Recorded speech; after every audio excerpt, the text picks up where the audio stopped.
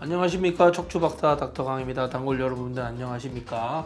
며칠 전에 YTN 뉴스인가 보고 참 여러가지 생각이 들고, 세상의 이면에는 여러가지 일들이 일어나는데 제가 할 말이 좀 있는 것 같아서 제 이야기를 듣고 그런 측면도 있겠구나 라고 생각이 드시면 제가 찍은 이유가 되지 않을까 생각해서 해보도록 하겠습니다. 지난해 9월 대전의 한 대학병원에서 고관절 치환술을 받았습니다. 제일 중요한 게 이 사람이 나이가 몇 살이요? 70대지. 70대면 남자도 그렇고 여자도 그렇고 골다공증이 쉬워요. 골다공증은 제가 저번에 한번 이야기했죠. 가만히 있다가 부러지기도 해요. 가만히 있다가. 특히 할머니 같은 경우는 의자에 앉다가 부러집니다. 그러면 침대에서 침대를 옮기다가 부러질 수도 있고, 누구야 부는데 돌아보다가 뚜둑 부러질 수도 있어요. 이 환자의 나이가 중요한 거죠. 네, 저는 그렇게 생각합니다. 이게 제일 중요한 거예요. 그걸 보시고 이게 만약에 50대나 60대 사람이 인공관절을 했는데 이런 일이 벌어졌다. 그러면은 의사 잘못이 많겠네 이렇게 생각해 볼 수 있지만, 저도 나이도 많이 드신 분들은 상당히 조심하거든요. 네, 저도 이 수술 많이 하기 때문에 이 뉴스가 허투루 보이지 않아서 제가 갖고 얘기했습니다. 마취에서 깨어났습니다. 아버지 허벅지뼈가 부러졌다는 말을 듣고 그럴 수 있죠. 이분은 벌써 한 번 더 했네요. 밑에 무릎 인공관절 치환술을 하셨고, 위쪽에는 아마 대퇴 골두를 갈아 넣는 고관절 치환술을 하신 것 같아요. 요 밑부분 있죠? 밑부분이 부러졌어요. 이거를 페리프로스텍틱 프랙처라고 합니다. 우리가 어떤 물질을 넣어놓으면 그 물질 근처에서 골절이 생기는 경우가 있어요. 흔하게 일어나는 일은 아니지만, 할머니가 만약 인공관절을 하고 갔는데 집에서 계단을 오르다가 뿌직 부러지는 경우가 있거든요. 그럼 또 오세요. 그럼 여기다 판때기를 대기도 하고, 좀 더 긴 인공관절을 넣기도 하고, 아니면 저기다 뼈를 덧대기도 하고, 여러 가지 수술을 하기도 합니다. 그래서 이분은 페리프로스텍틱 프랙처가 생긴 것 같고, 이것도 그렇게 보이는데, 이걸 어떻게 해석하는지 한번 볼게요. 엑스레이를 찍고 붕대를 감는 과정에 힘이 가해져 붕대를 감는 과정에 힘이 가해져 뼈가 부러졌다는 말은 이 의사의 추정이에요. 추정이고, 만약에 그렇게 됐을 때 부러졌다면 그 당시에 바로 알았을 거예요. 자, 그럼 여기서 환자를 붕대를 감을 때 우리가 깨웁니다. 그리고 이 수술을 할 때 아마도 척추 마취를 할 수도 있고, 고령이기 때문에 전신 마취를 안 할 수도 있거든요. 마취를 걸어놓은 시간이 정해져 있어요. 이게 부러졌다면 끝부분이 부러졌거든요. 끝부분이 부러지면 사실 수술을 하기도 하고, 아니면 아예 기부스를 해놓기도 합니다. 그래서 이게 여러 가지로 해석이 될 수 있는데, 의사들은 이런 경우를 왕왕 봐요. 없지 않아요. 이걸 보면서 의사하고 환자 보호자의 관계가 깨졌구나, 저는 이렇게 생각합니다. 그걸 랍보라 그럽니다. 랍보가 깨졌기 때문에 이분이 아마 제보를 했겠죠. 여러분들은 어떻게 생각할지 모르겠지만, 이분이 정말로 아버지를 생각한다면 여러분들 의사한테 아마 조언을 구하는 게 좀 더 좋았지 않을까 생각합니다. 의사가 치료하기 굉장히 부담스럽거든요. 사실 아버지를 치료하는 게 중요하지, 이게 방송에 제보하는 게 뭐가 중요합니까? 근데 저번에도 제가 한번 이야기했지만, 우리나라는 의사가 잘못이 없어도 물어줄 수 있는 그런 구조거든요. 일반적이지 않다, 저는 이렇게 생각합니다. 말이 안 되는 게, 제가 딱 들어봤을 때는 잡아 비틀어 버리더라고요 하고 이야기하는 거는, 마취가 깨고 병동에 와서 지내시다가 부러질 가능성도 있어요. 왜냐하면 마취를 하고 나서 깨기 전에 보통 붕대를 감아서 나오거든요. 아까 전에 붕대를 감는 과정에서 부러졌다고 얘기를 의사쌤이 했다고 하는데, 병동에서 감각을 느낄 정도로 다 깼다는 얘기거든요. 그럼 우리가 이게 보통 수술하고 나오면은 그날 이걸 다시 드레싱하는 경우는 없어요. 아마 그 다음 날이나 그 다음 날에 보통 드레싱을 하거든요. 그러니까 수술 당일 바로 나와서가 아니고 며칠이 지나서 이거가 생겼을 가능성이 높네요. 이걸 다음에 보면 꼭 수술장에서 잘못한 것 같이 전개가 되거든요. 아프다고 해도 잡아 비틀어 버리더라고요 얘기하는 거는 마취가 깼다는 얘기예요. 전신 마취라면 바로 깰 수도 있겠지만, 척추 마취라면 한 7, 8시간 지나야 되거든요. 이거는 전신 마취라고 해도 깨고 나서 다시 드레싱을 하는 경우는 없어요. 수술장에서 마취가 깨기 전에 보통 다 드레싱을 끝냅니다. 조금 이게 안 맞아요. 저는 이거 보고 뭐지? 라고 생각했습니다. 이거 수술 직후가 아닐 것 같아요, 제가 볼 때. 자, 제가 아까도 얘기했죠. 돌아보다 부러질 수도 있다고. 이런 얘기를 들으면 의사들은 그럴 수 있겠구나, 골다공증이 약해서 부러질 수도 있겠지라고 생각은 하지만, 이 뉴스를 보고 딱 받는 느낌은 의사가 거짓말하는 것 같은데, 이렇게 받아들일 확률이 굉장히 높게끔 워딩이 돼 있어요.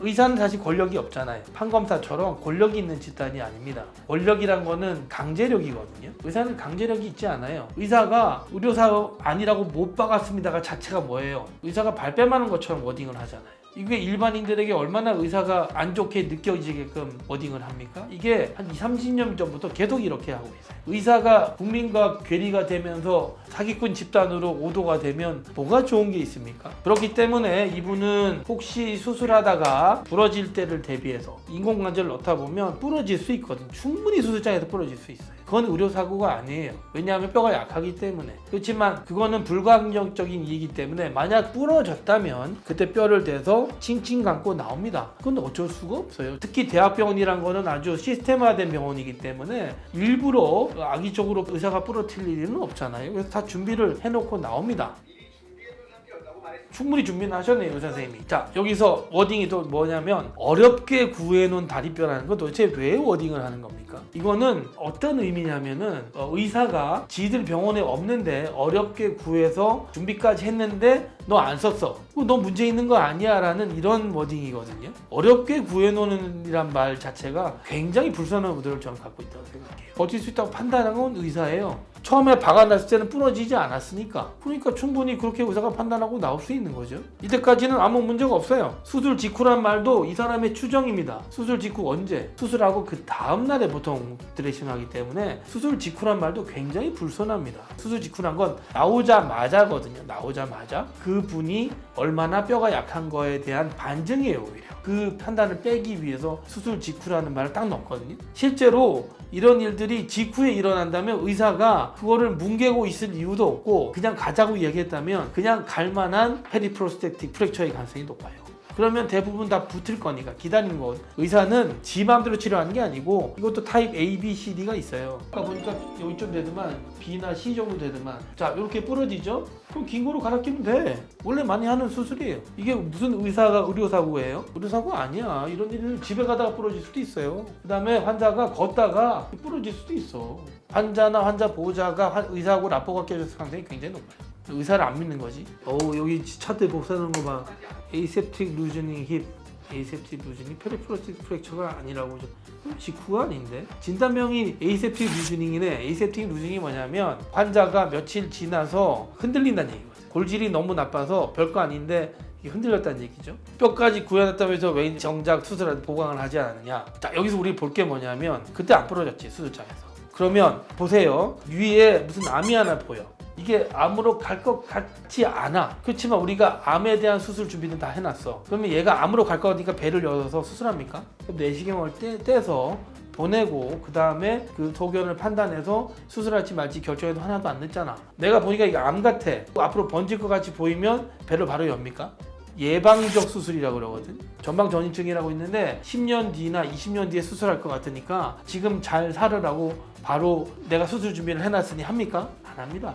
말이 안 되는 거야. 말이 안 돼. 뼈까지 구해놨다면서 왜 정작 수술할 때는 보강하지 않았냐. 그럼 보강하려면 열어야 되거든. 다 인공관절 할 때 요만큼 열면 되는데 보강하려면 여기까지 열어야 돼. 그럼 환자분이 이만큼 열면 피도 많이 나고 죽을 수도 있거든. 그걸 열었을 때 우리가 뭔가 얻을 게 있으면 부러졌으면 열어서 보강을 하죠. 근데 안 부러졌잖아. 수술할 때 문제가 없었잖아요. 부러질 걸 대비해서 미리 보강합니까? 의사의 의견은 왜 안 넣어주지? 어떤 보도를 할 때는 양가를 같이 내줘야지. 소아과가 그냥 망하는 게 아니라니까. 이런 식의 보도가 굉장히 문제가 있어요. 보도는 신중해야 되거든. 조금 의심스러우면 바로 보도하나? 그쪽 애들이 좋아하는 팩트 체크 왜 안 해? 말이 안 되는 거야 이게. 왜 수술할 때 미리 부러질 걸 대비해서 보강을 하나? 잘못하면 죽어. 많이 열면 환자. 자, 이제 와서 문제가 발생하니까 뼈가 약해서 그렇다고 변명식으로 둘러. 변명 아니야. 뼈 약하면 그럴 수 있어요. 환자 보호자들이 의사 말을 안 믿는 거야. 이게 뭔 일이에요 이게? 그렇지만 이게 둘러대는 게 아니거든. 의사는 충분히 이럴 수 있어. 골다공증이 있으면 하다가 부러질 수 있다고 수술 전에 설명했을 수도 있어요. 그렇기 때문에 뼈를 준비했을 수도 있어. 이 의사 선생님은 최선을 다해서 준비한 거거든. 꼬맹이가 카타카를 가지고 놀다가 사람을 칼로 찌른 거랑 내가 이 죽이려고 칼로 찌른 거랑 죄명이 같을 것 같아요? 그렇지. 의도성이 중요하단 말이야. 근데 의사가 환자를 뼈를 깨트리려고 준비해서 수술합니까? 우리나라 의사는 형법이 너무 가혹해. 보호를 해줘야 의사가 수술이나 이런 그 뭐 주사나 시술 같은 거를 거리낌이 없이 할 수 있지. 조금만 뭐하면 잡아놓고 조금만 뭐하면 고소하고 뭐가 변명이 이게. 나는 솔직히 이 인공관절 할 때 시멘트를 잘 안 씁니다. 왜 안 쓰냐면 자기 뼈에 박히는 느낌대로 봤거든. 근데 이분은 너무 약하니까 시멘트를 썼어. 골시멘트라고 있어요. PMMA라고 아크릴레이트야. 그냥 그 플라스틱이거든. 충전재로 넣어가지고 이걸 박으면 절대로 강하게 안 박습니다. 쑥 밀어넣고 굳히는 거야. 굳혀가지고 그 바깥에 너무 뼈가 약하니까 충전재 넣어서 싹 굳혀놓은 거거든. 그 정도로 뼈가 약한 거예요. 시멘트를 넣어서 뼈를 굳히고 인공관절 넣을 만큼 약하거든. 봐봐, 이 여기서부터 이렇게 타고 가면서 부러진 거란 말이야. 이쪽 B3 정도 될 것 같은데. 그러면 심하면 이 판때기 박으면 돼. 뼈 돼서 감아놓으면 되거든. 이게 뭐 대단히 어렵거나 뭐 그런 수술도 아니고 뭐 보이면 수술하면 되거든. 이거 충분히 해결할 수 있는 문제인데. 수술이 정상적으로 자. 마무리됐기 때문에 굉장히 정상적으로 흘러갔어요. 근데 환자 입장에서는 납득할 만한 결과가 아닌 거지. 수술 한번 더 해야 되니까. 내가 척추수술을 했어요. 거기서 염증이 생기거나 뭔가 좀 문제가 있어 보여. 그럼 내가 환자한테 설명하고 데리고 들어가서 다시 깨끗하게 씻고 아니면 뭐 철판을 덧대든지 뼈를 더 얹든지 하고 나왔어. 잘못된 거예요? 잘 걸으시겠다는 기대에서 아, 이 사람 고관 재수술이구나. 그럼 더 어렵지. 고관절 첫 번째 수술하고 두 번째 수술한 사람이네. 그러면 이런 문제가 더 잘 생기죠. 수술한 자리 뼈는 약해요. 잘 깨져. 이거는 충분히 이 의사 선생님이 고민을 하고 고려의 대상이 됐던 그런 부작용이거든. 설명을 안 했을 리가 없어 이거. 자, 여기서 보세요. 고관절 재수술을 받아 곧 잘 걸으시겠다고 기대했던 딸은 이제 고령의 아버지가 완전히 낫지 못하는 게 아닐까 걱정하는 처지가 됐다. 잘못돼서 문제가 돼서 못 걷는 게 아니고 완전히 낫지 못하는 게 아닐까 걱정하는 처지가 됐다는 거야. 응? 이게 무슨 말인 것 같아요? 결과적으로 별 문제 없다는 얘기야. 보호자가 걱정하는 거지 환자는 걷고 있어. 고관절 재수술은 원래 하고 나면 문제가 많은 수술입니다. 깨질 수도 있고 재수술할 수도 있고 염증이 생길 수도 있고 한 3-4번 수술하는 경우도 있어요. 자, 영구장애로 진단을 받으셨나 이분이? 영구장애로 생활을 할 수밖에 없나 생각이 드는 거잖아. 이분이 뭔가 문제가 있어요 지금? 제가 얼마 전에 인공관절 할머니 한번 해드렸습니다. 근데 할머니한테 뭐라고 그랬냐면 할머니 걸을 수 있을 수 있는데 할머니는 걷는 게 목적이 아니에요. 화장실 가는 게 목적이에요 라고 이야기했어요. 개인 위생. 침대에서 휠체어 타고 휠체어에서 일어나서 화장실 앉는 정도 기대하세요. 걸으면 부가적으로 더 많이 얻는 겁니다. 이렇게 이야기를 했거든. 자, 이 보도에서 확정된 게 있어요? 의사가 잘못했다고? 확정된 거 없어요. 그래서 난 요새 뉴스 안 봅니다. 나는 웬만하면 대퇴에 대해서 평가나 이런 것들 이렇게 직접적으로 좀 안 하고 빗대에서 하는 편인데 난 이 뉴스 보고 너무 화났어. 우리나라 의사 선생님들 진짜 고생 많이 하시고 고민이 많으실 것 같아요. 저는 이 영상을 어떤 의사 선생님이 얼마나 보실지 모르겠지만 저랑 같은 아픔이 있는 의사 선생님과 공유하기 위해서 올립니다. 이상으로 마치겠습니다. 수고했습니다.